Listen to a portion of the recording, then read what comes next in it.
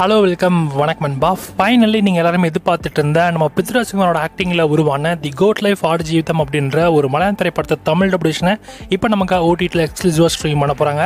இந்த படத்தோட ஓடிடிஎட்ஸ் இப்போ நெட்ஃப்ளிக்ஸ் தான் அவங்க இருக்காங்க. தமிழ், தெலுங்கு, ஹிந்தி, கன்னடா, மலையாளம்னு மொத்தமாக 5 லாங்குவேஜஸ்லுமே நெட்ஃப்ளிக்ஸில் தான் ஸ்ட்ரீம் ஆக போகுது.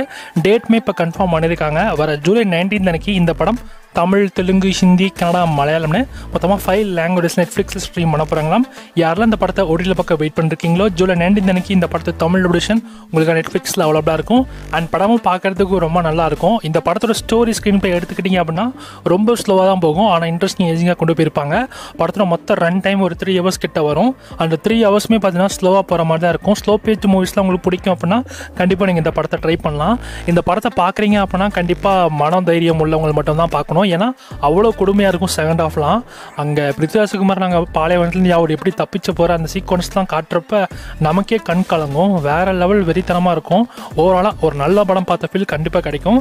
இந்த படத்தை யாரெல்லாம் தமிழ் டப்பிங் பார்க்க இன்ட்ரெஸ்ட் இருந்துச்சு ஜூலை 19 நெட்ஃப்ளிக்ஸில் மிஸ் பண்ணாமல் தமிழ் டப்பிங்கில் பார்த்து என்ஜாய் பண்ணுங்கள்.